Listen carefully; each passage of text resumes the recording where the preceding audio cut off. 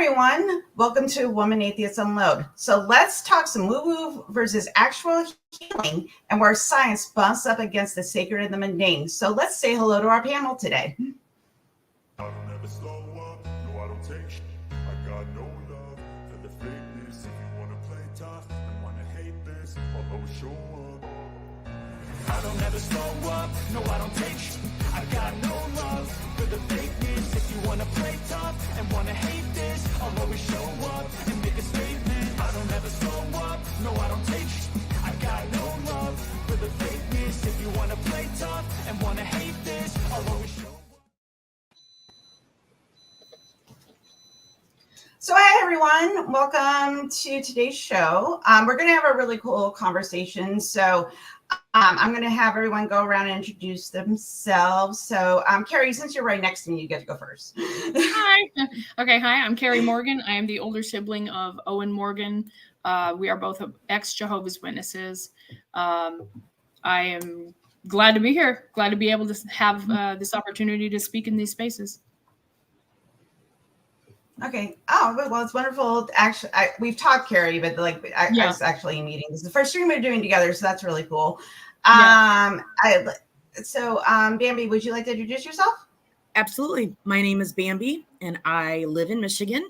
I'm also an ex-Jehovah's Witness. I was born into the religion cult, and I am Anishinaabe Ojibwe. So it's nice to be here. Nice to meet you all. Well, welcome, Bambi. It's nice to meet you too. And we can say hi to Kelly, our token guy today. Okay. Yeah, I wanted to make sure you all knew I wasn't a woman, but I'm also from Michigan, actually, Bambi. I didn't know you. I'm a Yooper. I live up in the Upper Peninsula of Michigan, and I own a rock shop up here, and I talk to people about crystal healing all the time. So love it. I think that's why I'm here today. So. Yep. Very cool. All right, and returning champ, Mary, say hi. Hi, I think everybody knows me. Yeah, that's my whole introduction. So, Bambi, you were one of the people that wanted to do this actual talk. So, I'm kind of curious what your premise was and why you think this conversation is important for us to have. Absolutely. So, being that I was raised in a cult, I was not, that's how Carrie and I met as ex-Jehovah's Witnesses. And then we also found that we had another line of connection with our indigenous heritage and our indigenous history. My grandmother was a residential school survivor. She was sent to Baraga, actually, Kelly, at the Assinins St. Joseph School up by Leanes. She passed away in 2018, and then I was in a pretty bad car wreck in 2020, and I had a pretty significant brain injury. But it was at that time that I really started dreaming about her. And I would call my dad, who was also ex-Jehovah's Witness, and he was like, well, she's trying to send you messages. Well, my dad and I had been estranged for years, and I always received messages in dreams from my grandmother or my ancestors, but I was raised to think that was evil, right? So to hear my dad acknowledge it so casually, I was like, whoa, okay, this is cool. And he and I started talking, and I started reconnecting with my indigenous, my heritage. I'm Anishinaabe, I'm Ojibwe. And the more I learn about the teachings, the more I really start to understand why I was always drawn to like crystals and tarot and dream and projecting in dreams and things like that, because the Anishinaabe teachings talk about how the rocks and the stones and the trees and they're all our ancestors. And when you really think about how in this day and age, if you pass away, you get embalmed in most, in the United States, at least, I don't know about a lot about other cultures, and then you're buried in a casket, right? But my ancestors, we were burned. Like we were cremated basically, and that returned to the earth. Well, we know that once you're returned to the earth, you become part of everything around you. Like the trees use you as nutrients, etc. And so when I look at the crystal spirituality, While I'm not convinced it can solve every problem, I do think that there is some validity to our ancestors. That's a connection to us in a spiritual way. I have two little disclaimers though. I work for a government agency, so I just have to, whenever I'm participating, I have to say these are my thoughts alone. And then the other disclaimer is, in our Indigenous heritage, we believe that everyone has a piece of the puzzle when it comes to the stories and the teachings. So what you hear from me may be different than what you've been taught, and that's okay. This is not a either or, it's a both and situation. So just know these are the things that I have been taught and I'm still learning. And in our culture, we don't believe there's an end point. It's an infinite amount of learning, not a finite. So just know that if you hear different teachings from different individuals that you meet along the way, it doesn't mean that one of us was wrong. It just, those are to fit together to give the entire picture.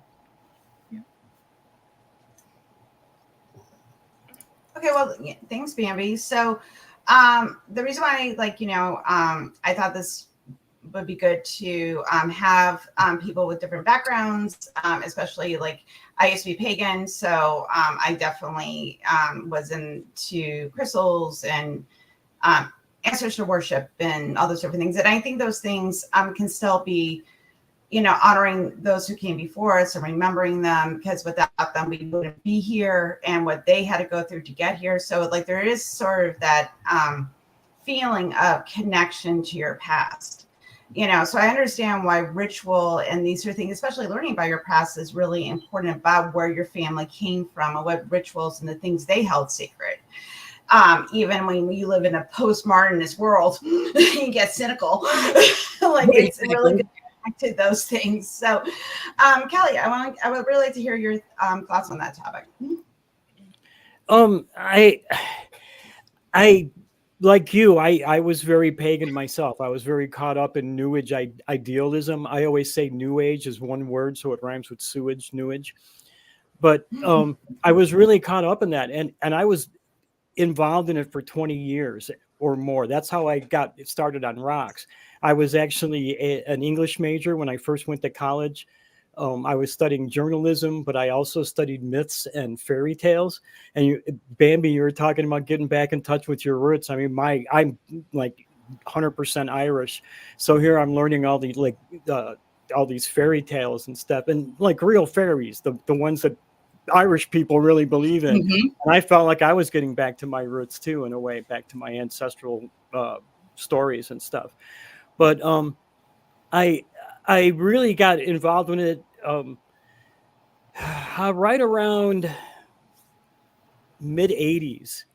And I found that it was actually really lucrative for me as well. So I got even more involved in it, because not only was it was something that I felt like I could believe in, but I was also making a lot of money from it too. So I got even pulled in deeper and deeper and deeper. Now, after a decade of believing that these crystals were healing people, I started using them on friends of mine, using them on myself, using them on people close to me. And nobody was getting better from them. Nobody was. And that started getting me to start questioning it.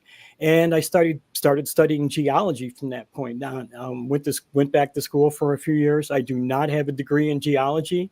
I've been working in and out of it for the last 40 years. I've been published in peer-reviewed papers on geology. So a lot of people consider me a geologist for some crazy reason. But I do. I 40 years worth of experience and being published, I guess, is okay. And I just kind of had a change of heart about the whole thing, where I just didn't believe it anymore. So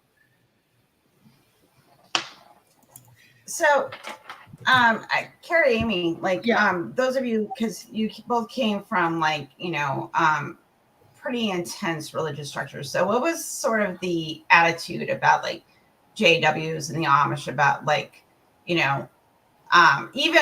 even ceremonies had hold sacred by Native people? Was there a lot of that they're not like, are they with the devil? Like, I'm probably Oh. like really. Oh, 100%. Yep. I'm assuming. definitely That's Okay. unfair. Well, let me Yeah, just tell definitely frowned you that we genuinely, legitimately, if a bird flew into the window, it was a sign that somebody was going to pass away. Oh, Yeah. People would do rituals to determine what gender baby somebody was going to have with an oil lamp and a string. People would also do rituals with vitamins to determine whether or not you needed those vitamins or not. And like Kelly said, people didn't get better. no, Mhm. no. As JWs, anything like this, even having this conversation would be frowned upon.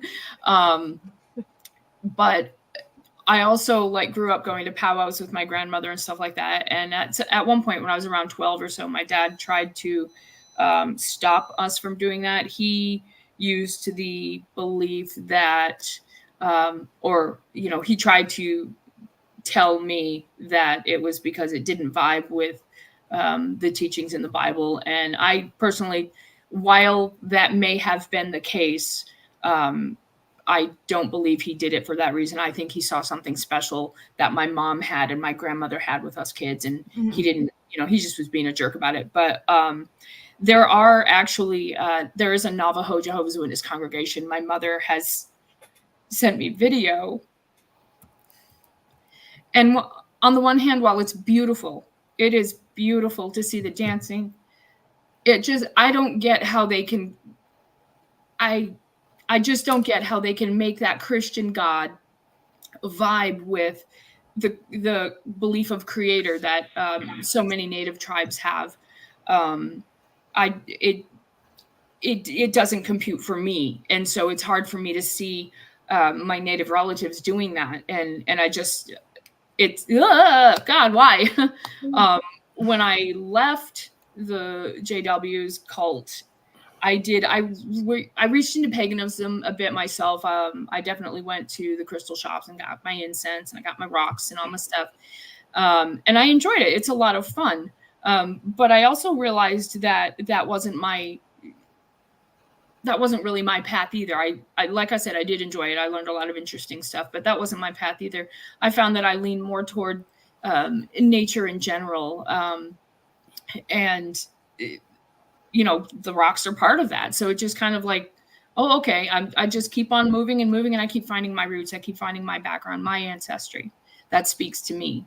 And it absolutely should vibe with what I took from being a witness, which was, it was all about, God's the creator and blah, blah, blah. It feels like it should vibe. But once you get into it, the culture of those two worlds, they collide. They don't vibe at all.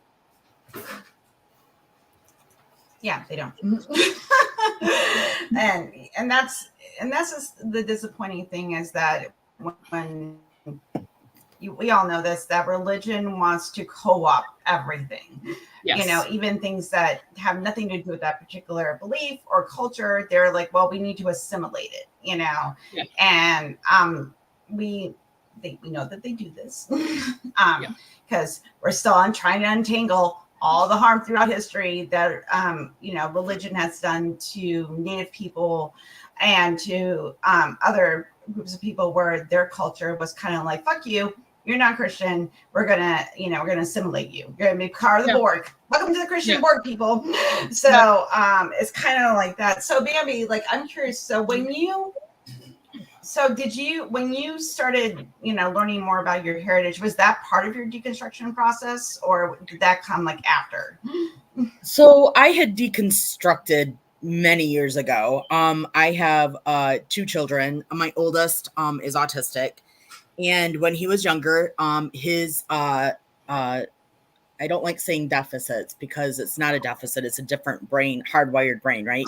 But our typical culture call them deficits. But the way he presented was very behavioral. He didn't have a lot of coping skills, and we had to teach him that. That's really when my deconstruction started, because my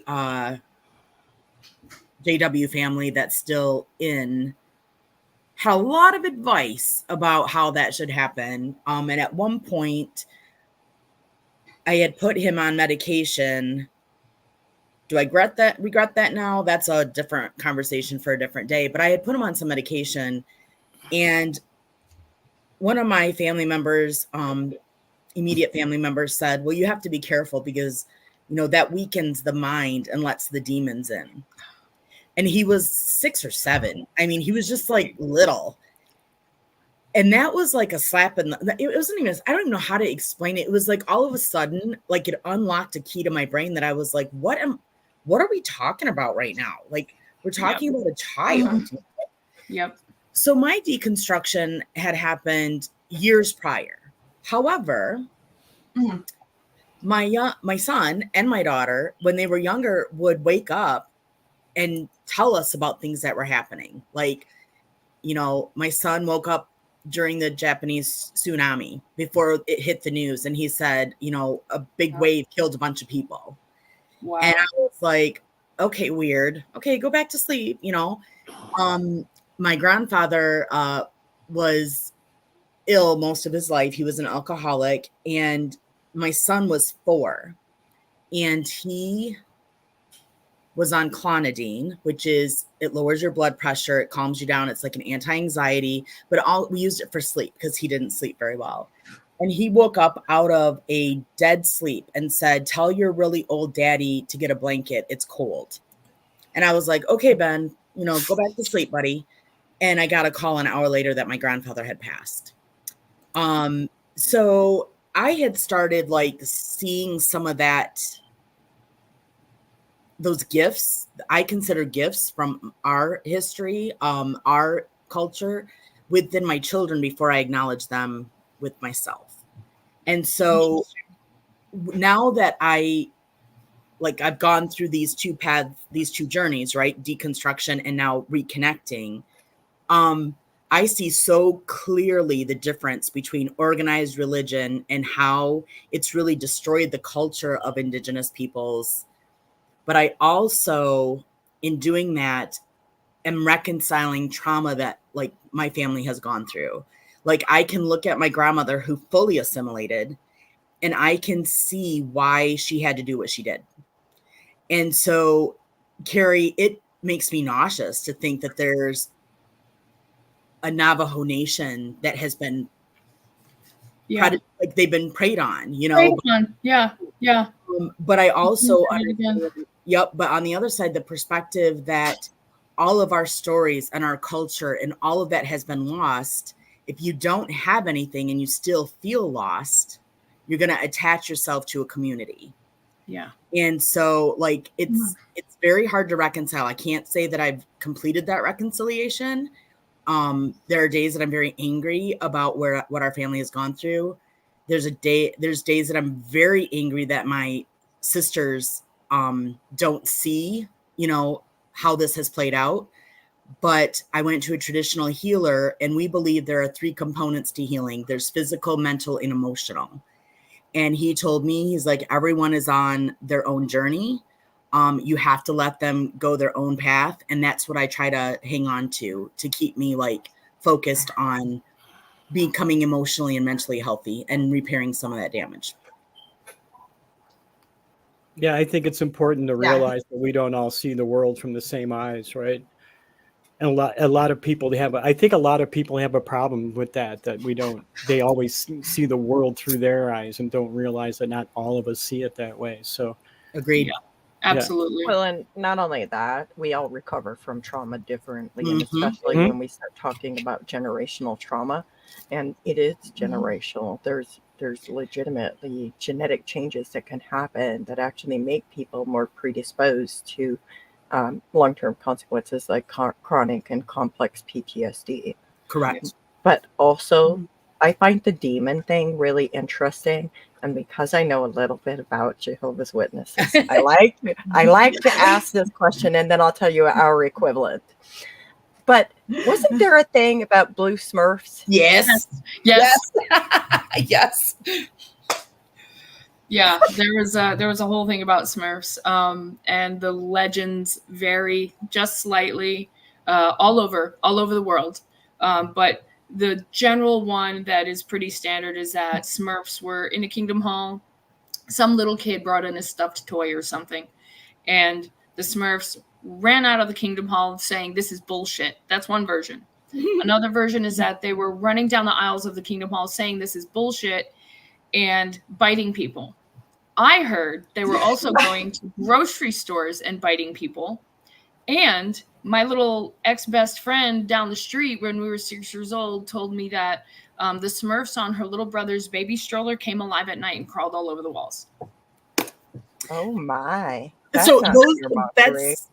that's similar to What is going on? What is going on here, wacky religious people? Holy moly! Wow! I need a blue Wow. Smurf. Why don't I have a blue Smurf to just wave around for y'all? I need a blue Smurf This is why and me. Catholics aren't true Christians, What? is because my parents let me watch Smurfs when I was a kid. Well, see, we didn't necessarily talk about demons so much, but we talked about Satan. And like people would literally preach about it, and they would use these kinds of stories to scare children. Yeah.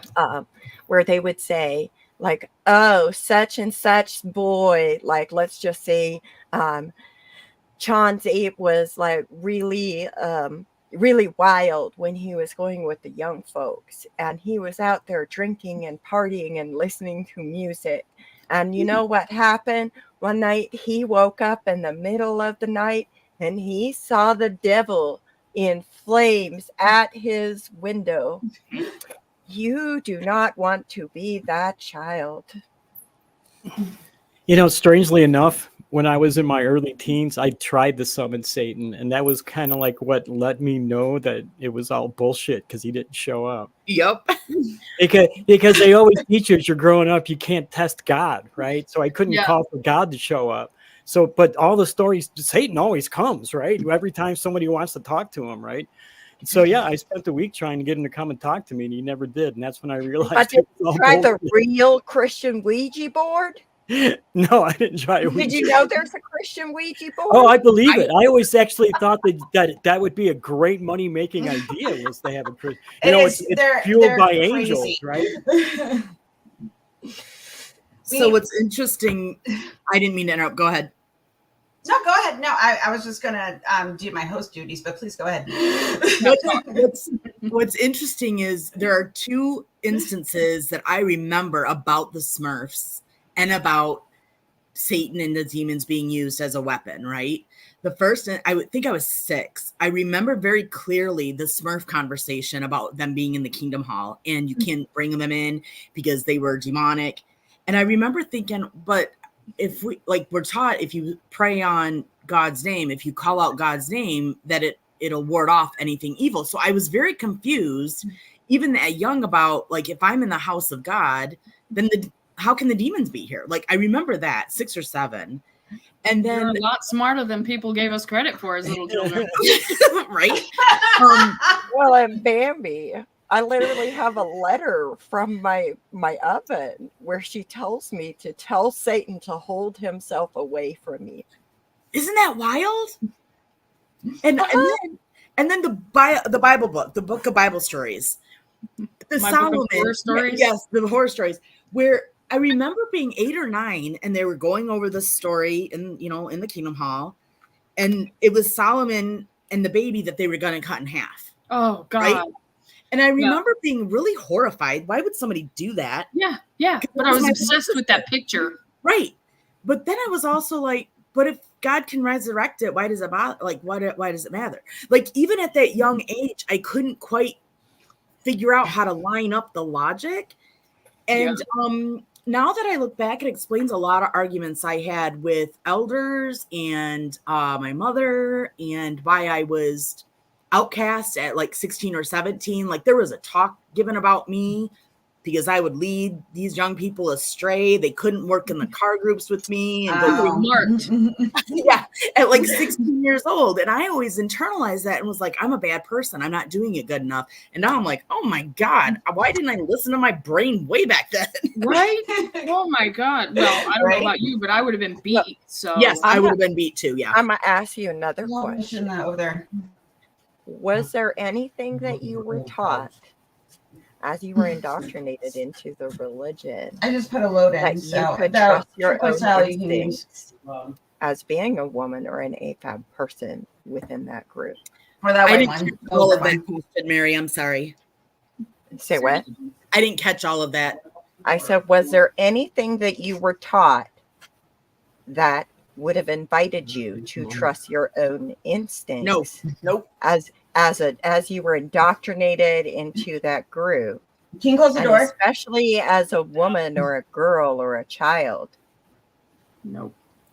Even when my ex and I divorced, at one point, my mother had a conversation with me about allowing one of my brothers-in-law to be my spiritual head. I was a single mom with 2 little kids, and because I didn't have a spiritual head, it was suggested that I invite this brother-in-law into my life to give me spiritual guidance.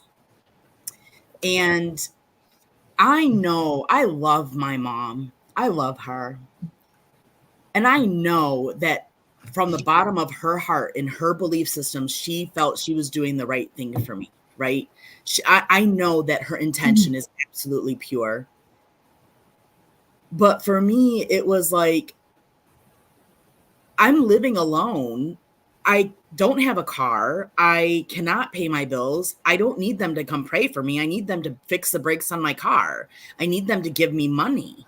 Like it was just such a weird time and space for me during that time. It was just really like that cognitive dissonance that was broken during that time period. It just broke right in half and I never looked back. Yeah. Much like that. So my mom was a widow and she had 9 children. Oh and the my church God. appointed a committee of men for to manage whatever small amount of resources they gave her. And even with the church doing that, we still went to bed hungry. Yep. And the sheer amount of but we're taking care of our own, but God will provide for you if you do the right things, like the prosperity gospel in there.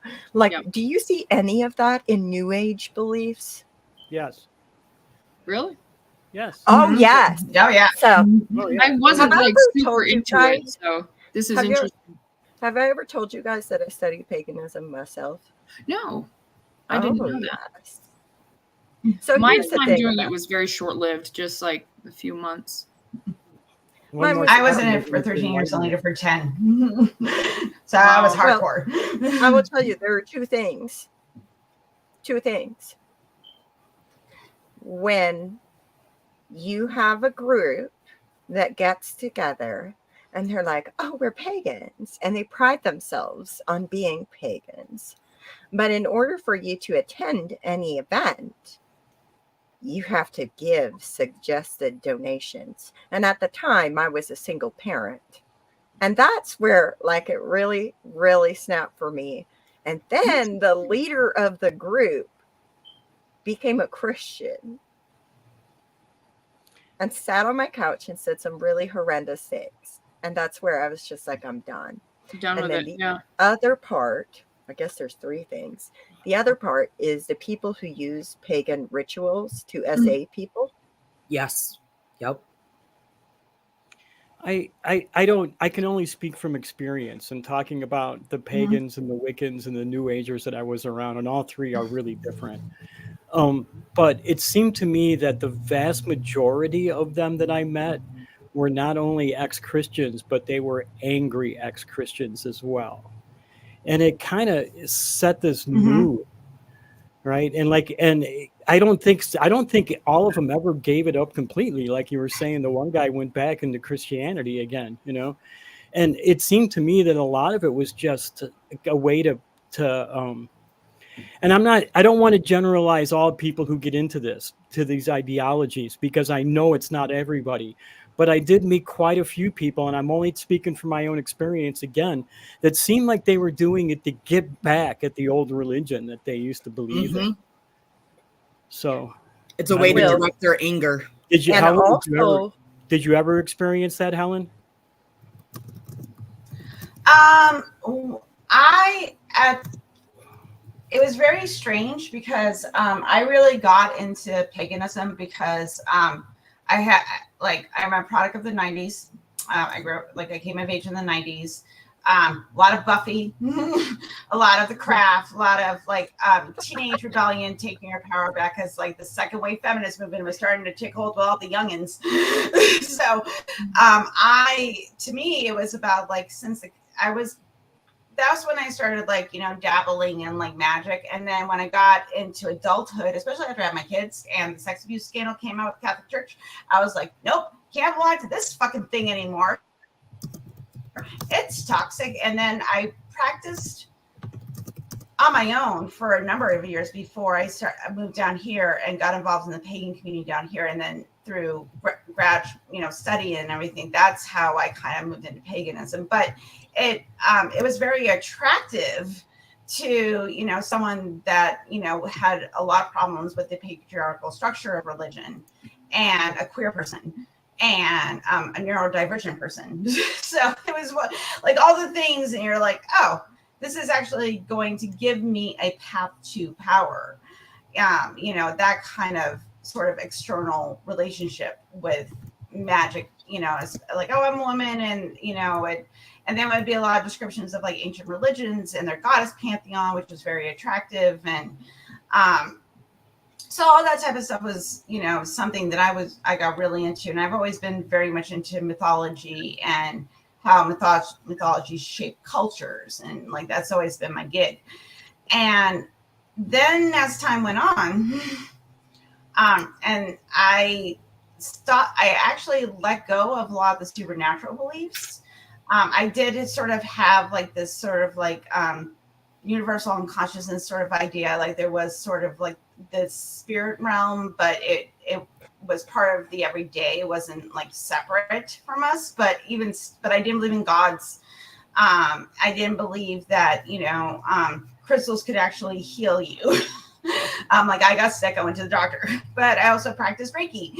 So it is, and I think also like in these, and this is something I kind of talk about when I'm talking about like the new age pagan religions, is that they'll take a little bit of science knowledge, just enough that they can sound legitimate, and then pile in like crystal healing or Reiki or, those sort of, healing rituals that don't actually have an effect, but they are also doing like, but you still need to like take your vitamins. You need to still take the antibiotics, like you can't have one without the other, and that's where it gets messy. And then you get into like the really left people get into like anti-vax stuff, Right. That's part of that movement as well. So you got to be real, like, gets dicey. Okay.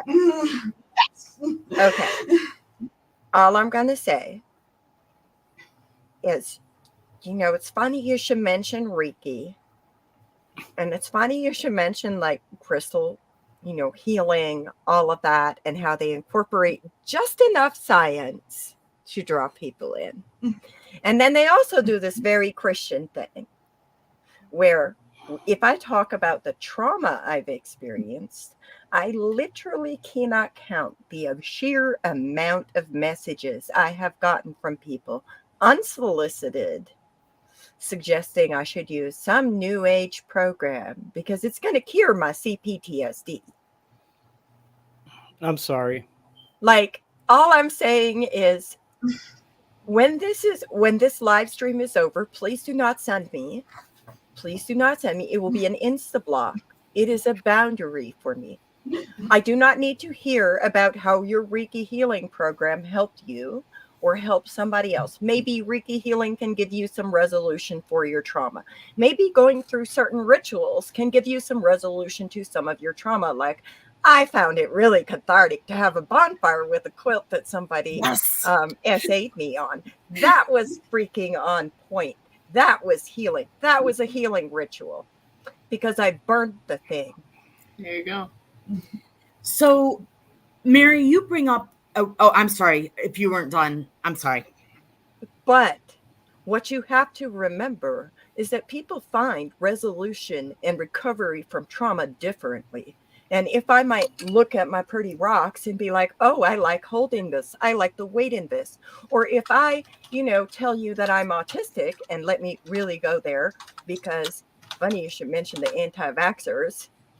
Very funny, because the sheer amount of people that have told me that Amish people do not have autistic children, which is a lie, because I have multiple cousins who are autistic. I myself am autistic. And when I tell them I am autistic and I have multiple cousins who are autistic, and I was unvaccinated as an Amish child, they're like, oh, you were diagnosed as an adult, so it only happened because you got vaccinated to join the military. Just hold on to your amethyst and it'll cure the autism. It's fine. There you go. Well, you can pray it away. Don't you know, Mary? Just pray it away. No, just do But only to the one God. Only to the one. Which one is the right one, though? There's quite a few deities out there. I just need you to tell me which one is the right one. But Can I just say one thing, Mary? And I wanted to say this, and I didn't know if I should or not. I had childhood trauma, and it caused PTSD for the first 35 years of my life. And I've pretty much conquered that now. So there is a light at the end of the tunnel. You can get there. And I just want you to know that even when it doesn't seem like you're going to make it. I was tortured as a child. And yes, there is a light. Yeah, I was too. So I get it. I get it. It is what it is. And sometimes what people fail to understand is that, specifically trauma recovery is complicated.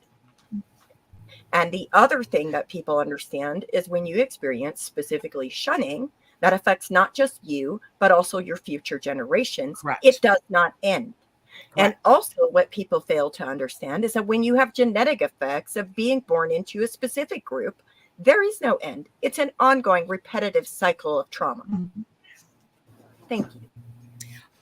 There is a question from, it looks like it might be from Pat Long. Yeah, you guys are gonna answer this question Because I knew halfway through the show Helen's gonna have to go to the bathroom. So I'm gonna read the question and then I'm gonna let you guys respond. So Pat wants to know, does labeling a belief system as traditional grant some form of deference to said belief system? And is that a possible bias? So, Bambi, since you brought it up, you get to go first. Sure, because it kind of ties into what I was going to say to Mary. When I use the term traditional, when I'm using that term, I mean what the cultural beliefs are. However, my husband is atheist, and he and I have had lots of conversations about whether meditation is the same as prayer, and if you're holding a rock and you're meditating with it. We know that like yoga and meditation changes brain structure, right? So whatever you're telling yourself to make it fit, is it wrong to tell yourself that if it's working for you? I am of the belief system that I've done EMDR for PTSD multiple times. I'm on medication for depression. Prozac is my best friend. Okay, that's all I'm going to say about that. We've done ABA with my son. And then when we figured out the trauma, we stopped that and tried to undo that. I follow spiritual beliefs from my indigenous side. And I also ascribe to taking pieces of worldwide belief systems for myself. I don't stick to one. I look at everything and see how it impacts me emotionally and spiritually and mentally. I think really when we run into trouble and problems is when we start pushing one specific belief system on other people. That is where I really struggle, and I protect myself from that. I'm like Mary, if you go down that path with me, it ain't even a conversation. Goodbye. Like I keep my circle very tight, and there are only me being here on this podcast, as Carrie knows, is like a big, huge deal. I do not have these conversations. No. So yes, I do believe any type of, to answer Pat's question, it is my belief system. It is my opinion that if you take one belief system and you claim that is the end all be all, it doesn't matter whether it's traditional, Catholic, religion, Buddhism, whatever. it is biased, because then you're closing your mind to any other factors. Well, and to add to that, not only is it biased, but also we had a very specific saying. Well, and it has to do with tradition. Like, to us, our whole entire culture is rooted in tradition.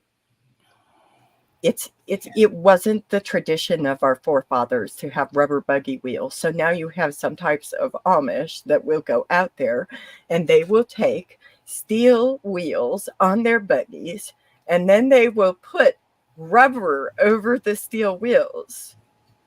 Wow. Some kind of complicated leaps that they have to take to justify mentally that they're not dishonoring the traditions. We are supposed to honor our traditions. We are taught to have value in traditional culture that we came from. Traditional garb, traditional dress, traditional role models, traditional everything, way of life, everything.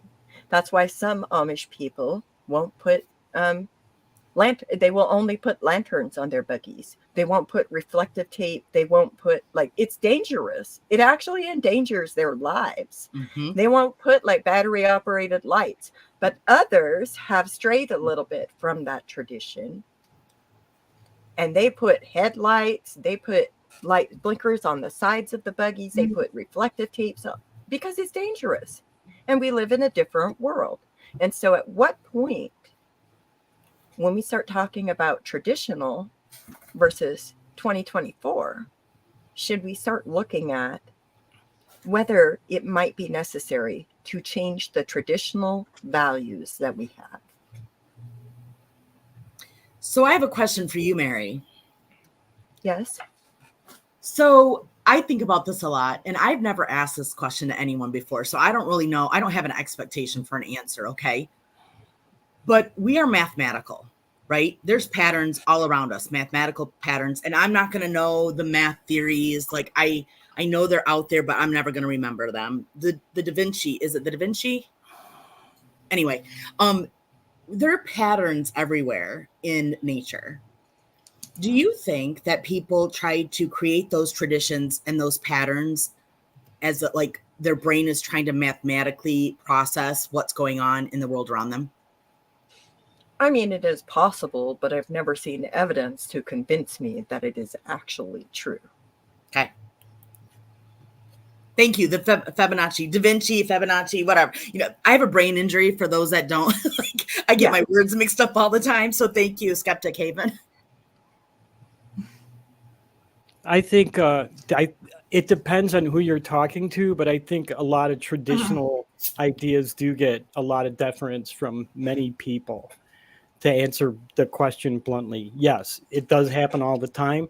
I don't think everybody does it. People who are caught in their own religion are certainly not going to do it.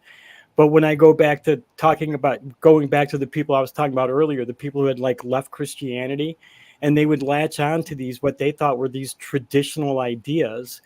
And they thought that these ideas were so much better than the Christian ones, or because they're older, they come from an older culture, when most of it didn't. Most of it was made up in the 50s and the 60s or the 70s, you know, and it was based on ideas, older ideas, but none of it was real, like as real as it was back then. It wasn't the same rituals. So yeah, I think there is a lot of deference to people who just come out of religion. A lot of people are attracted to these traditional ideas and latch onto them. A lot of them aren't traditional, like Bambi's are. They're just, again, like I said, a lot of the pagan Wiccan ideas were just made up, you know. Yeah. So, but yeah, I think there is some of a bias. The Wicca religion is an ancient religion created in the 1940s by a guy that wanted to see women dance naked around a campfire. Yeah, so Gardner. Really, yeah, you know, and that's a joke in the Wiccan community. Yeah. Because who doesn't want that, Helen? Oh, thankfully, I also want to. I'm not going to there pretend I don't want that. Totally true. But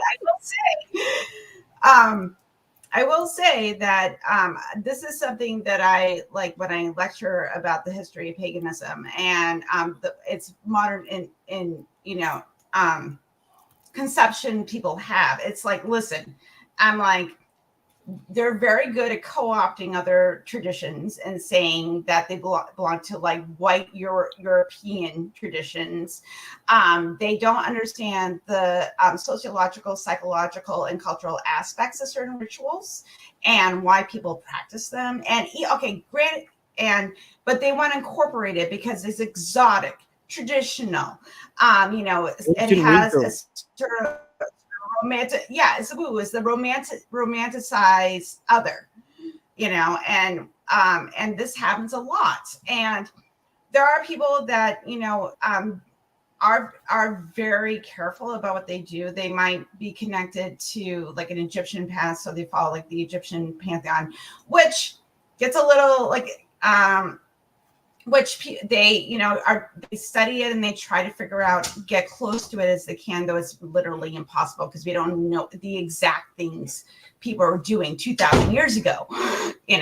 We have ideas, but but nothing really that's holding as truth. But like if we're looking at cultures that are generation after generation after generation, it's being handled down, and they know their histories and they know where these rituals come from and these practices come from.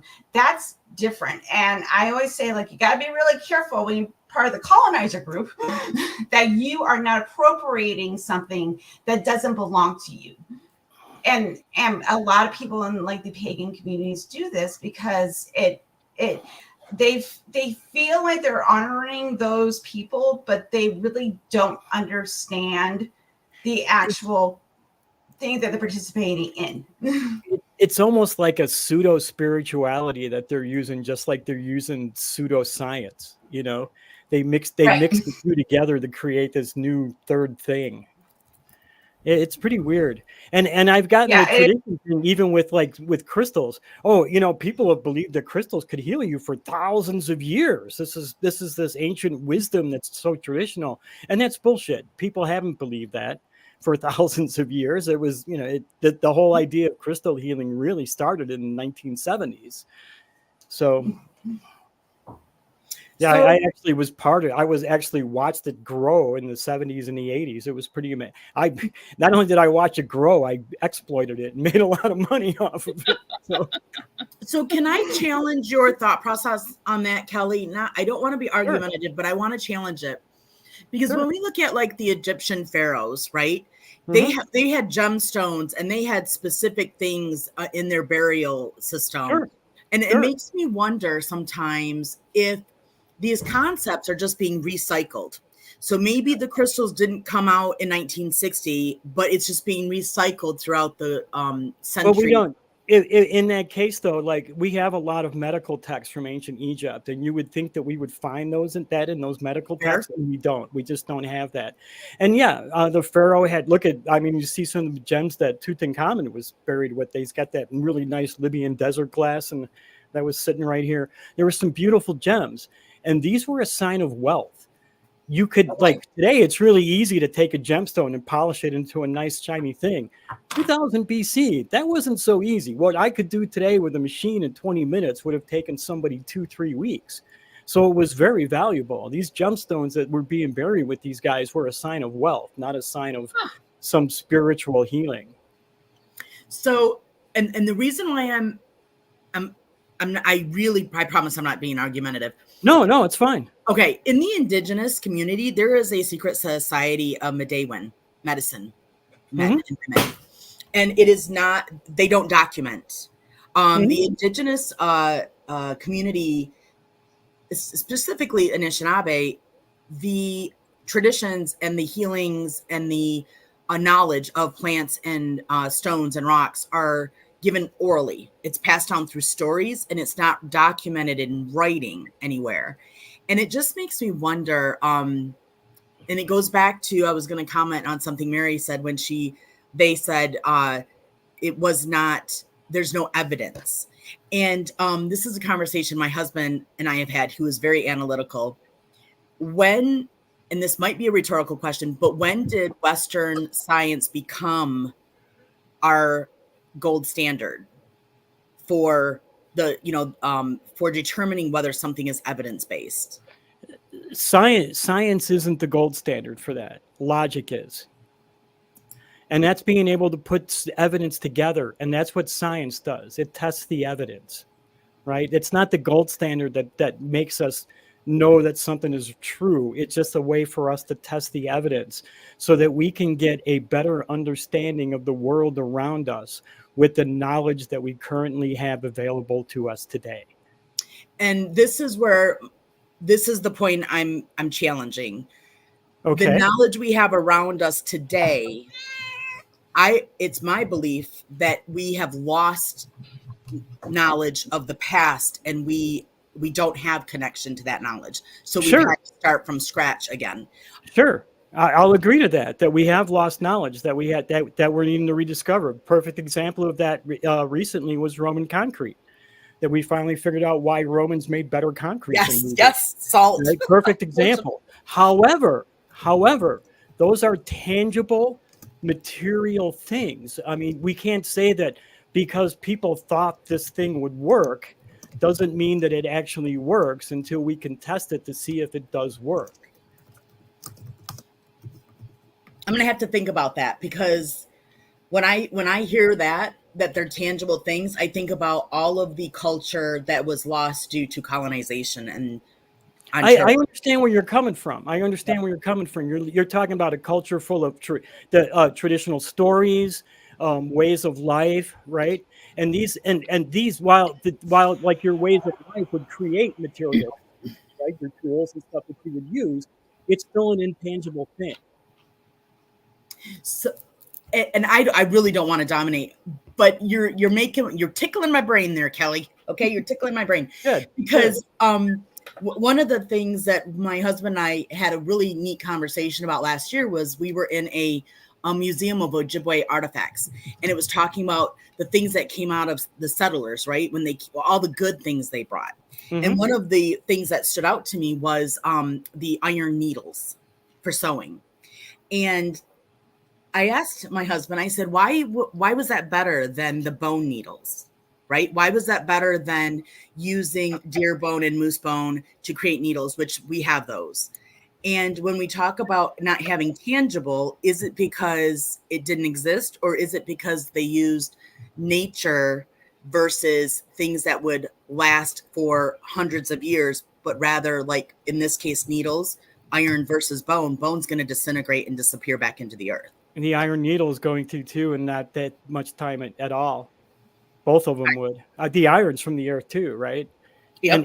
And it'll oxidize, it'll rust away in a short matter of time. 30 years, the needle's going to be gone.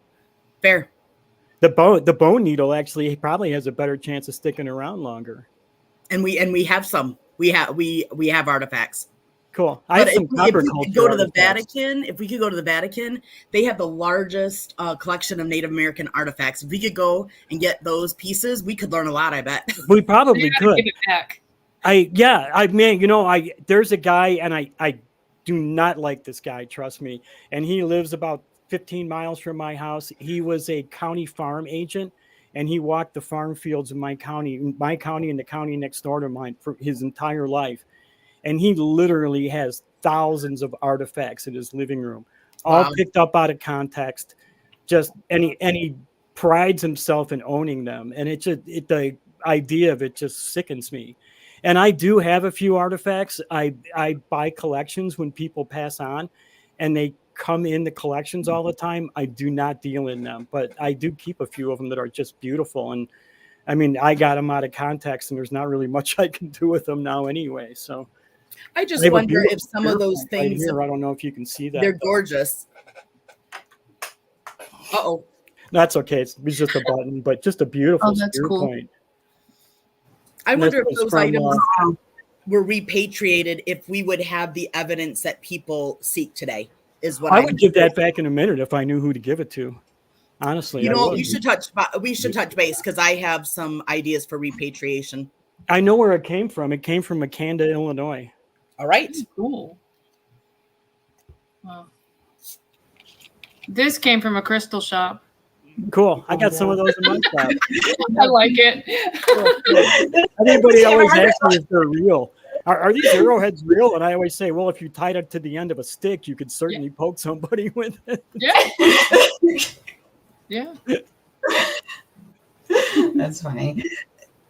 But like, it is a very interesting conversation, though, that you and like I was listening to you and Kelly, and of these ideas that science is just a method. It just says, like, through evidence we know that this thing aligns up with reality. Okay, like, and this is how it is. Like, so it's a method. But like for myself, like, as an atheist, I don't think there's anything external going on, but I still participate in ritual. I still like being an atheo-pagan. Because we are nature, we're not separate from it, and having that, sort of connection to a wider reality. So technically something bigger than myself, if I want to use that language. And that can be a, for lack of a better word, a spiritual practice. It is having that wider awareness of your small little piece in a wider universe, and I don't think that is contrary to being an atheist, being a spiritual person, whatever.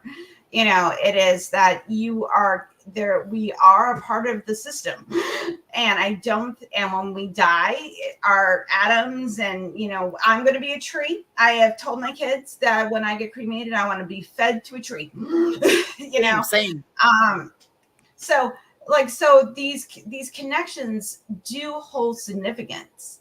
It's just that when we say that this is the only way, or you start saying like one is better than the other, when we're all just sitting here going like, I don't care what you believe as long as you're not trying to hurt anybody.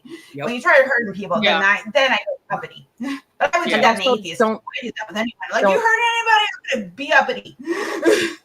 And also don't push it on other people. Yep.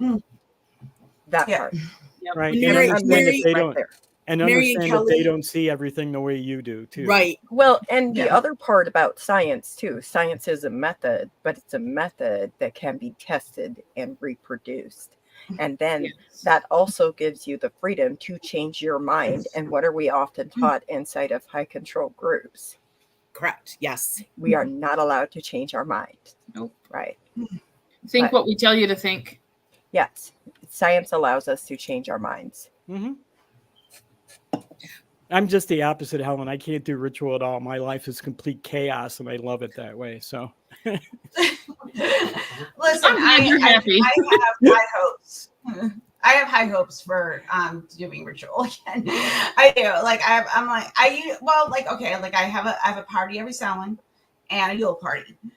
Because Halloween's the shit. It's the best holiday. Don't at me. And I will do anything during Yule time so I can get free stuff. So it's completely self-serving. I'm selfish that way.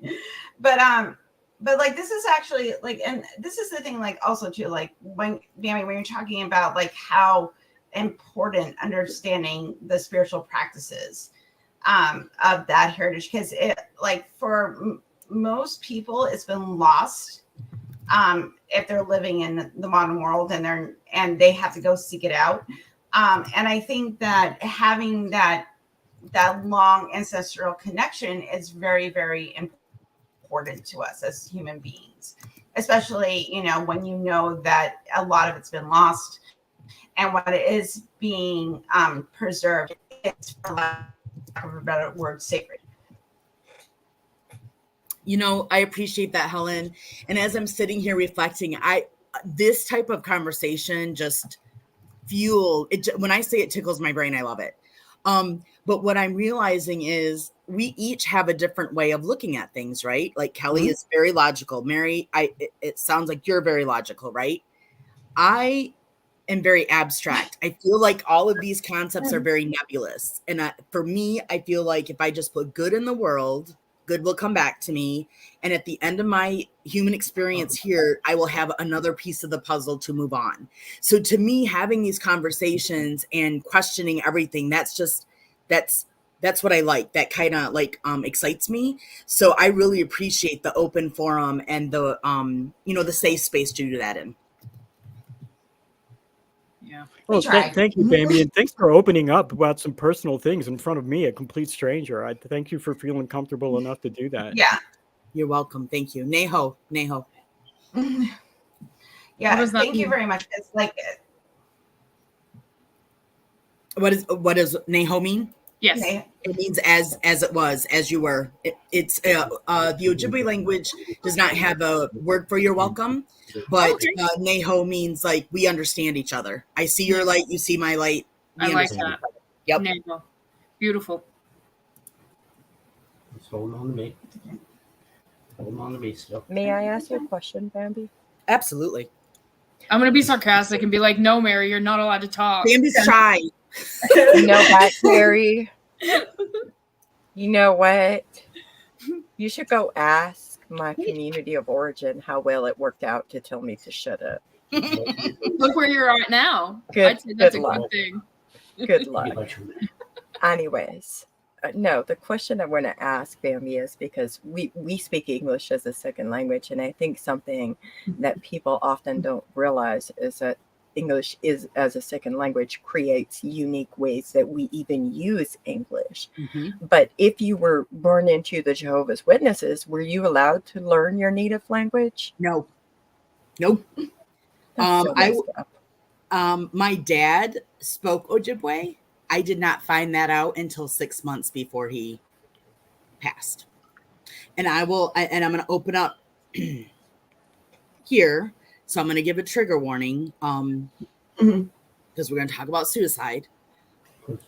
The first and only powwow that I ever went to was with my dad in July of 2021. And I had no concept of the Ojibwe language. My dad spoke Ojibwe. He was not fluent, but he was trying to learn on his own. And he participated in the color guard and grand entry ceremony. And that was the last time I saw him alive. And he suicided 6 months later. He was also a veteran. So there's just a lot that there's been a lot of growth and healing that I've been able to do in 2 years once I reconnected, and I'm learning the language. And what I can tell you is Ojibwe or Anishinaabe-Moan is very descriptive and action-based, and English is very noun-based, which when you look at that and you look at our capitalistic society in the United States, we focus on having a lot of things, acquiring things for the most part. The general population does. And so to me, that is just an absolute, I don't even know what the word is, but it just is so clear to me, the difference in the culture. Stark, thank you. Yep. Thank you for that question. Miigwech, Mary, for that question. Miigwech means thank you. Yeah. Gibberish. No, So shut up. You're so welcome.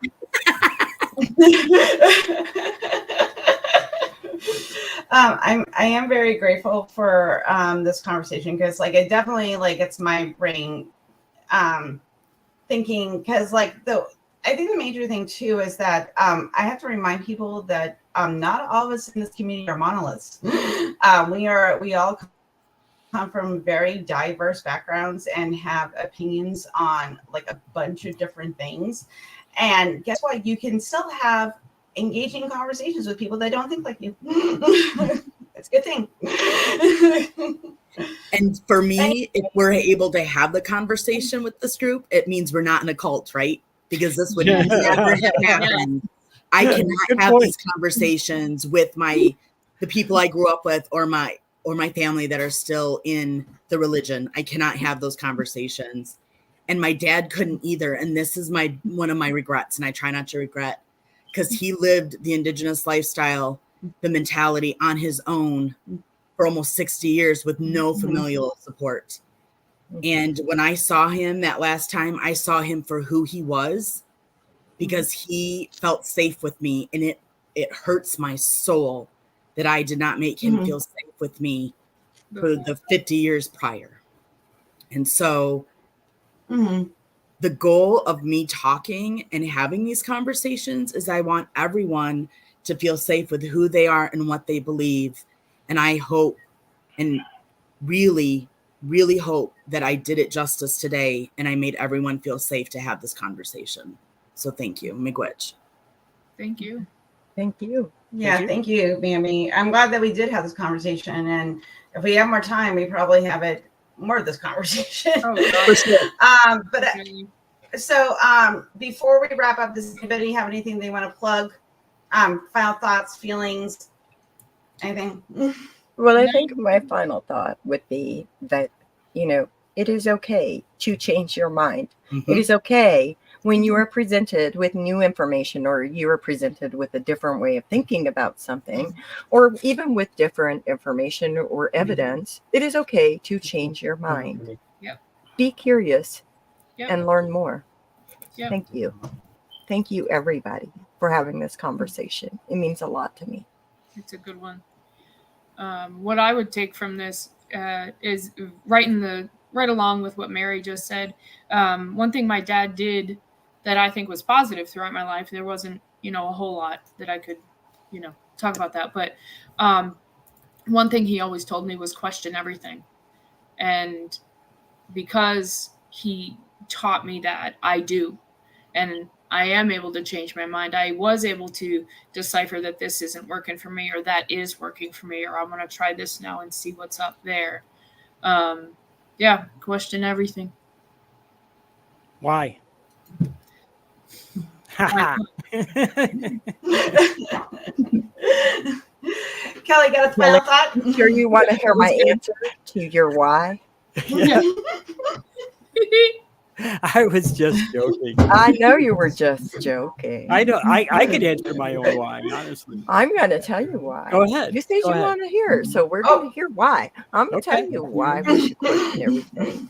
Because when you grow up and you are born into a group that decides to indoctrinate you and, use physical violence, use religious and spiritual violence towards you as a child to get you in line, you are taught that everything you do and every question you have is you challenging God. But is it really challenging God to ask for more information? Or is it perhaps seeking to better understand the topic at hand? Yeah. So, Mary, you bring up a really good point, because this was a very difficult conversation I had as a teenager with my mother. If God is omnipotent and omniscient, and I am built in the mirror image of him, then why is it wrong for me to want to know everything he knows? I never understand that.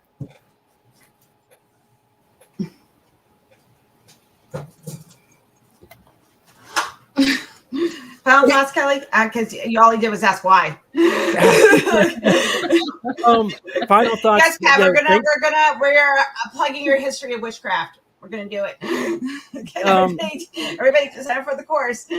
Yeah, I had a lot of fun here today. Thanks a lot. My final thought again is probably whenever you're thinking about or dealing with people, always, and I said it 3 times already, remember, they don't see the world the same way you do.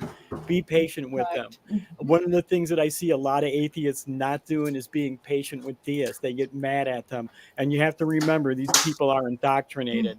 They're not doing as well as they could be doing. And if we're not treating them in a way that's going to help them move farther along and become better people, we're not doing the right thing. So I think it's really important to treat theists with a little bit of compassion and be nice. Just be nice.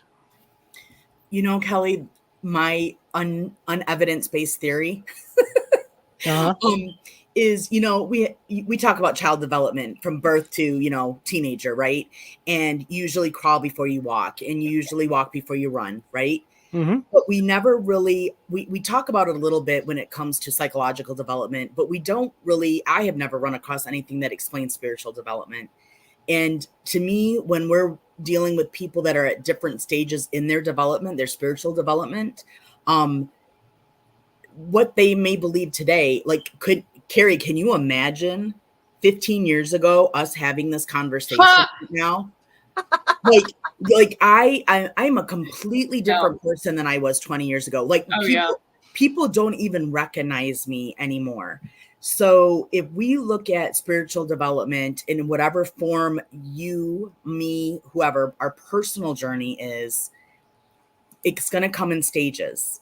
And so what the person believes today may not be what they believe in 15 years, and don't hold against them what they believe today and what you had an argument about today, because as you both learn more, you may come to a consensus and you may see that interaction or that intersection. Unless it's hurting someone. Okay, that's it. Or promoting their theology Always- onto somebody else. Always got to put that disclaimer in there. Theology or Christianity. Or even if you're pushing atheism onto somebody, stop it. Yeah. Right.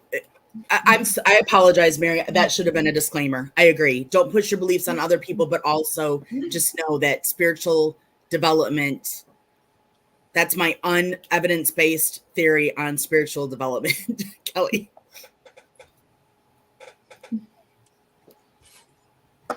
Okay. All right. So I'm going to take a minute to thank our patrons.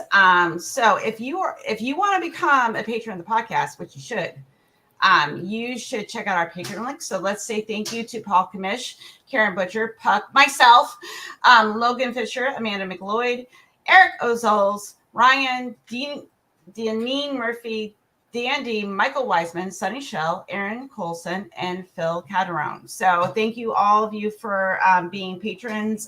We don't get to do the show unless we have money. So thank you. So on top of this, you're watching WAU, but you should check out our other shows. On Tuesday nights, we have Secular Soapbox. Thursday nights, The Sunny Spot. Saturdays, The Global Atheist and Woman Atheist Unload, with lots of great hosts. And on Sundays, Let's Talk. So please check out our shows, like, subscribe, share, do all the things. It's very important.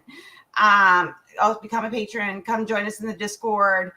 And we will be here tomorrow. So everybody have a wonderful night, and don't do the Lord's work tomorrow. Bye.